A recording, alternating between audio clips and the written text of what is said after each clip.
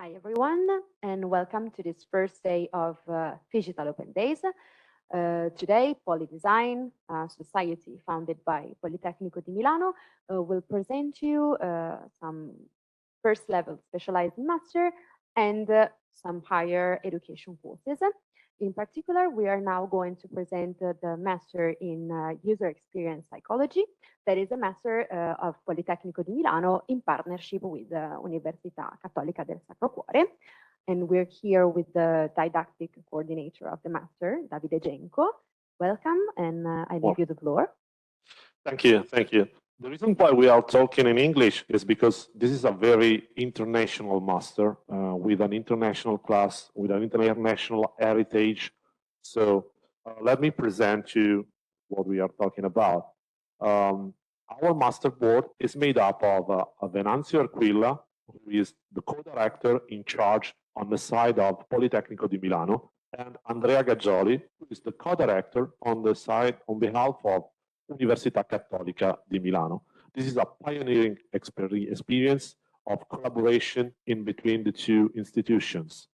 Of course, Università Cattolica will provide the psychological side of the master, while on the other hand, the Politecnico di Milano will provide design tools and methodologies that will allow also students coming from non-design fields to test and experience the techniques of designers. And this is organized by our Experience Design Academy, the Center of Applied Research of POLI.design, dedicated to user experience. Our master is meant to be a mix of fields practice. Since we are practice-oriented, we have an interdisciplinary approach, and we try also to personalize learning. Since not everyone has the same grounding about the discipline, there are psychologists that have a grounding in humanistic principles and in specific technologies and methodologies, while on the other side, we have designers who lack of the psychological background that could improve the quality of their outputs. So we want to mix these two knowledges and to make this small international interactive class to collaborate and cooperate to find a common ground.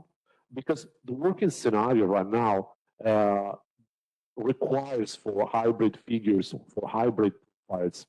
So we organize a blended learning ready process.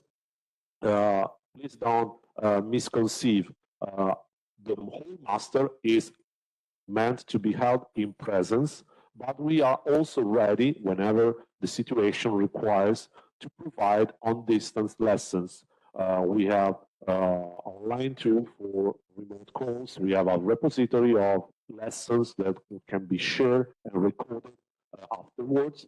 So due to the pandemic, since the master is coming at its fourth edition, and we started with the first edition during the pandemic, we had to implement also blended tools for the master. And also we provide internship as part of the process, since this is a key part of everyone who chooses to attend the master. We aim at motivated participants because our master is a part-time master. This means that lessons are happening on Thursdays, Fridays, and a lot of Saturdays. This means that whoever has already a job can still keep his job, of course. But we require also homework. We require people to continue working on their own project. We require a strong commitment. So it's still a master, and we want our participants to be ready for the market once they enter that world. So this is why we require a strong motivation. And regarding the profile that we try to shape with such a product, it's a very hybrid profile that maybe won't necessarily become a designer. Maybe they will become UX researchers or project managers, or someone that basically have to master all these techniques and tools to properly develop a new product, a new digital experience for his company, for their company. But we try to merge these two aspects because we think that this is crucial for the experience. And we also, as designers, learn a lot about this hybrid experience. So basically, we structure the whole master with three core modules. We have the first module that is about research, because user experience is nothing without the user. User experience is nothing without research. This seems trivial, but since I am a UX designer, I am a consultant beside being a professor. I work in a real market, and I know how underestimated sometimes is research, since it's a budget thing, it's a time thing, but it's crucial to improve the quality of the final output. This is why we want to emphasize a lot this part, because it's the part where psychology and design can cooperate the most. Then we have practice, of course, and even those that are not designers learn a lot thanks to this practice activity. We also ask them to do something, because this is the only way to properly understand how to handle such outcomes. And last but not least, evaluation. Psychology provides us with the most sophisticated tools for properly tracking the behavior, to map the success of a product, and so on. And design has to put quality in this perspective. How can we critically read these insights and apply the changes that the prototype will require? This practical approach is made up of three uh, basic moments of hands-on and learning by doing activities.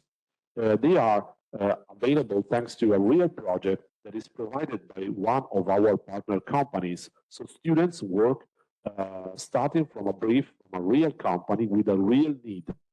These three moments of practical approach, the project work that involves the whole class. So basically is a 6-month activity involving a distributed reflection on new scenarios about, for instance, the future of gaming, the future of travel, the future of work. Then we have 2 workshops that allow students to focus on a specific brief. And last but not least, we have a final individual project that we require our students to finalize after the lessons are handed while they are doing their internship. The following diagrams will explain even better what I am telling you. This is the road to graduation. So as you can see, on the left, you have all the psychology lessons, and on the right, you have all the design lectures. We think that in the very early month, we should start providing the groundings for both disciplines. And then gradually, as you can see, these 2 disciplines start to converge and to work on the same page, because workshops force students in merging the skills that they acquired out of the psychological side with the skills they acquired on the design field. And as soon as we arrive to the final double sprint, the students are expected to merge even more such techniques, and psychology and design, well, the difference becomes even blurrier. The whole path of the learning by doing process, just like I told you, is made up of a transversal project work starting on January 10th to 24, of course, because I'm now talking about the 4th edition starting on January 2024, during which we will also have a first mini workshop made up of 5 days with a sprint model focused on user research. And the second mini workshop will be about UX in practice. So participants will be asked to prototype what they discover in the first workshop. And we try to also differentiate the partners for each workshop so students can train their ability to deal with different sectors from the market. Lastly, we have a final sprint workshop that is made up of 2 weeks, right at the end of the lessons, the lessons time, at the end of the semester. And the current sprint workshop is about to start right now because it happens on summer. After that, we have an individual project that will be part of the final evaluation. This is a full synoptic scheme of the duration of each moment of learning by doing activity I wanted to stress this moment because this is a huge part of the learning process, since psychologists are not that used into practical activities.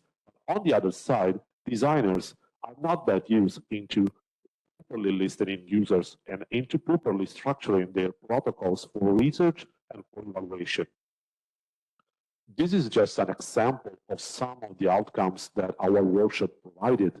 During the summer workshop held in 2023, in 2022, no, sorry, 2023, I forgot the year we are, 2022, okay, sorry. This was a mobile app that we realized for a travel agency who asked us to improve the support to their customers all throughout their traveling experience. Or another example is about the transversal project work, where we ask students to be even more provocative, to come up with solutions that are not necessarily web touchpoint solutions, but also solutions happening in real life, maybe focusing on a longer term scenario and trying to hypothesize new possibilities, new strategical possibilities for the company they work with. This is just a quick selection of some of our partners, some of the companies who were involved in our activities. We work for gaming and gambling companies. We work for agencies and consultancies. We work also for travel companies. So we try to make our students face different challenges and different sectors, because this is what makes a designer more experienced. This is what makes a UX researcher more experienced. We also provide with a soft skills and hard skills assessment test, thanks to our collaboration with another university, Università Bicocca. And we finally provide internship. Our students are required necessarily to experience 100 hours in internship with a company. We provide them at least one interview per company, and they are asked to finalize this 400 hours. But if some participants already have a job and they want to spend these internship hours in their own company, if they have it already, if they want to propose other companies that not necessarily show up in our network, they can do that. So we will support them, both in the counseling to understand the motivations with our midterm interviews, both with a guided placement. We try to foster the networking, and last but not least, into enabling the final internship that will be organized by Università Cattolica. During the master, we organize UX talks. These are informal meetings where we invite professionals from agencies, from companies, from consultancies, to discuss the hot topics about the discipline, such like ethics, such like gaming and UX, which principles, which moral principles we should take care of. On the other side, even more topics such like illustration, motion design, what makes a product designer modern today.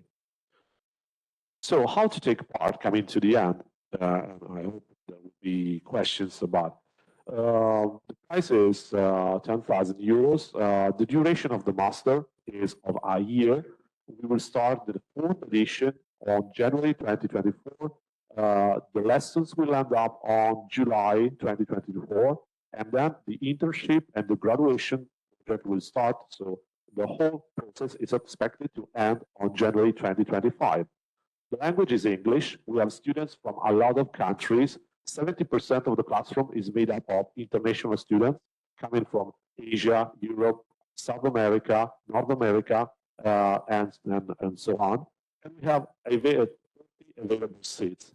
This means that we want to guarantee quality in the reviews, because our design reviews are a necessary and important, very important part of the whole didactic process. So we think that by forcing our students into confronting our observation about their project can make them grow a lot. This is crucial.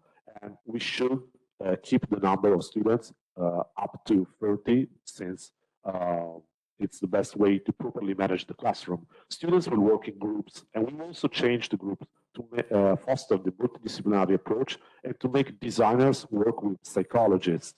This is very, very interesting. Right now, we have a lot of requests, and we tend to close the classroom by the very early autumn. So I suggest to apply as soon as you can. One important thing is that if you are interested in having an interview with the master board to ask for information or because you applied for the master, you need to apply on Università di Cattolica website, since this is the formal process. This is a slight difference with other products by POLI.design. And you will have an interview with both the master board from Politecnico di Milano and the master board from Cattolica. And during the whole master, you will have the chance to experience both the Cattolica campus and the Politecnico di Milano campus. This is a quick sum up of the documentations required: a CV in English, a motivation letter, an English certificate is required to prove that you are basically able to conduct reviews and to listen to our lessons, and a letter reference if needed publications. All of this, together with the portfolio, if you have it, could help you also in being eligible for scholarships. We usually provide up to 2 scholarships for every edition. Right now, we still don't have this official because we are still finalizing with our agreements, but also the fourth edition of the master will provide scholarship for the best students. And even if we yet define scholarship right now, if you have an interview right now and if you apply right now and if you result to be eligible, you will be evaluated for the scholarship once the scholarship will be available. So don't worry if you apply now when the scholarship is not yet available. Regarding the requirements, we expect to join the master people from design, from architecture, from engineering, from psychology, of course. So we only ask for commitment, for will to change and to grow, and a little confidence with the digital world. Our students are usually very young. They are newly graduates. They are trying to enter the market, UX, UI market. So this is the profile of who attends our master. I think that this is enough. I show a lot of stuff, and I feel free to ask for any questions. This is our full UX catalog. Beside our master in user experience psychology, this is the most structured. We also provide Italian courses in UX and in UI design. These are shorter courses where professionals are the most part of students. So people maybe more mature if you want. So any questions? I think we're not done with this monologue about the master. Okay, there's a question.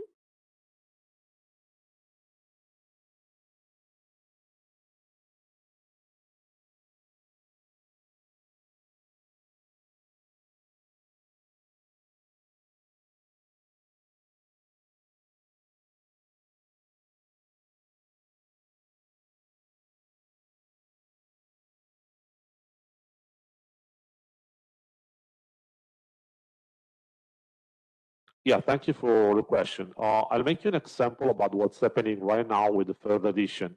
Our main partner is CISAL. Students are working on the future of gaming and not gambling. We asked them for this provocative scenario. So they started on January conducting user research by their own. So we demand for autonomy in this part. And we schedule some moments in between the lessons or by the end of some specific lessons to check their advancement. So while the workshops are more, let's say, moderated and more focused because it's only practical activity with a very precise brief, regarding this transversal project work is an excuse to start applying what they learned. And we also plan, we plan even further moments for verifying their advancement and provide the right guidelines. Hope that answers you. Thank you. Thank you. Any other questions? Okay, thank you. Here's a question from home. I'm an architect from India planning to apply for this course. Is it necessary to have some work experience in UX or UI also? Is it mandatory to have publication under our name? Thanks. Well, easy answer. Since we already had architects in our classroom, they are professionals coming from a design world somehow. So we expect them to be eligible for the master. So no worry about your background. Regarding the need for publication, these are mandatory only if they can, let's say, enforce your application for scholarship. But if you don't have them, and this is the most case of a lot of design students, it's okay to us. I think this won't impact on your eligibility. Thank you. There's another question. I am 35. Will I be considered for applying to this program? I have a portfolio and I have worked in museum and exhibition design for over 5 years. Well, everyone has his own personal story. Yeah, like I told you, this is a master may attended mostly by newly graduates because of placement reasons.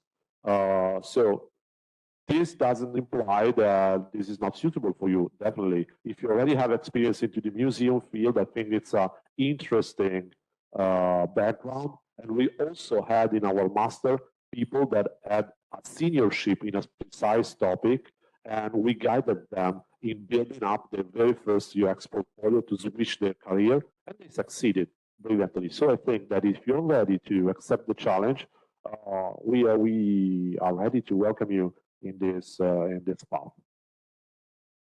Thank you. Another one, as you said, students will experience Cattolica campus and Politecnico campus. I'm not clear if classes will be at Politecnico or not. Could you explain, please? Yeah, very simple. All the practical activities will be held at Politecnico. The theoretical activities will be held at Cattolica. This is the major divide. And if I had to tell you a percentage, let's say 60 to 70% lessons will be held in Cattolica, since this is the core partner or an organizer of the master, and 30% will be held at Politecnico. Please let me clarify: 70% and theoretical lessons, but also theoretical lessons are meant to be to have practical exercise. So it's not only theory, of course. Thank you, Davide, for explaining everything, the objectives of the course and the content aspects. If you have any other question, please ask us now. And if it's done, I thank you again for staying with us during this first day of Digital Open Days. And I wish you a good day. Thank you.